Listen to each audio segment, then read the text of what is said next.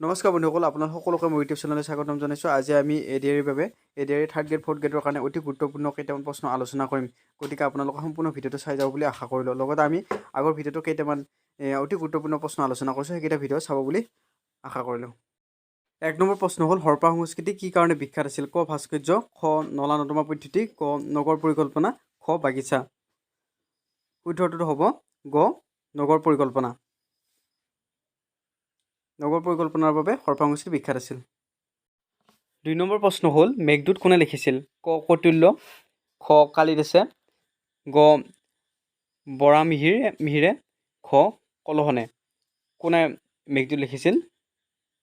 মেঘদূত লিখিছিল খ কালিদাসে।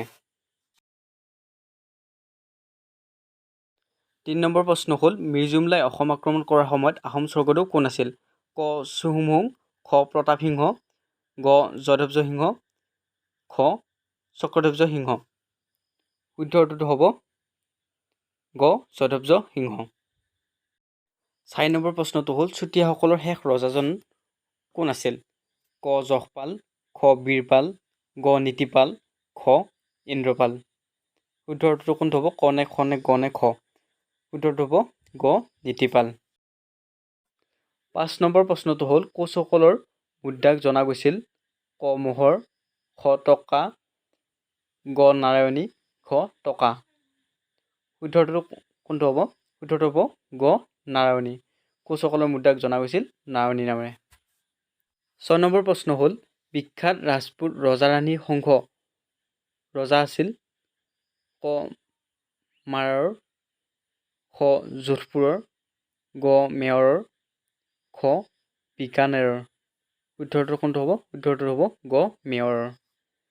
7 নম্বৰ প্ৰশ্ন হ'ল, কাৰ শাসন কালৰ পৰা আহোম মুদ্ৰাত সংস্কৃত ভাষাটো ব্যৱহাৰ কৰা হৈছিল? ক ৰুদ্ৰসিংহ, খ শিৱসিংহ, গ প্ৰতাপ সিংহ, খ চুদাংফা। শুদ্ধটো হ'ব ক ৰুদ্ৰসিংহ।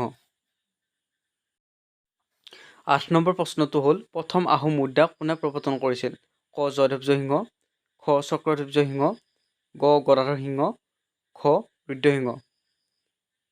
শুদ্ধ উত্তৰটো হ'ব ক জয়ধ্বজ সিংহ। 9 নম্বৰ প্ৰশ্নটো হ'ল, চৰক সংহিতাৰ মূল বিষয়বস্তু কি? ক ভাস্কৰ্য, খ মেডিচিন, গ পলিটি, গ গণিত। শুদ্ধটো কোনটো হ'ব? ক নে খ নে গ নে খ? শুদ্ধটো হ'ব খ মেডিচিন। 10 নম্বৰ প্ৰশ্ন হ'ল, ভাৰতীয় সমাজসেৱক কোনে উদ্ভাৱন কৰিছিল? ক ৰামকৃষ্ণ পৰমহংস, খ বাল গংগাধৰ তিলক, গ এনি বেচাণ্টে আৰু খ গোপাল কৃষ্ণ গোখলে। শুদ্ধটো হ'ব খ গোপাল কৃষ্ণ গোখলে। 11 নম্বৰ প্ৰশ্ন হ'ল, প্ৰথম বিধৱা বিবাহৰ পৃষ্ঠপোষকতা কোনে কৰিছিল? ক বাল গংগাধৰ তিলক, খ ৰাজা ৰামমোহন ৰায়, গ মহাত্মা গান্ধী, খ দাদাভাই নৰোজী। শুদ্ধটো হ'ব খ ৰাজা ৰামমোহন ৰায়। ৰাজা ৰামমোহন ৰায়ে প্ৰথম বিধৱা বিবাহৰ পৃষ্ঠপোষকতা কৰিছিল। 12 নম্বৰ প্ৰশ্ন হ'ল, প্ৰথম বিশ্বযুদ্ধ তলৰ কোন তাৰিখে সমাপ্ত হৈছিল? ক 1918 চনৰ 21 নৱেম্বৰ, খ 1928 চনৰ 11 নৱেম্বৰ, গ 1918 চনৰ 11 নৱেম্বৰ, খ 1917 চনৰ 31 নৱেম্বৰ। শুদ্ধ উত্তৰটো হ'ল 1918 চনৰ 21 নৱেম্বৰ। কটো শুদ্ধ। 13 নম্বৰ প্ৰশ্নটো হ'ল, ভিয়েনা কংগ্ৰেছ কোন চনত গঠন হৈছিল? ক 1815 চনত, খ 1885 চনত, গ 1885 চনত, খ 1855 চনত।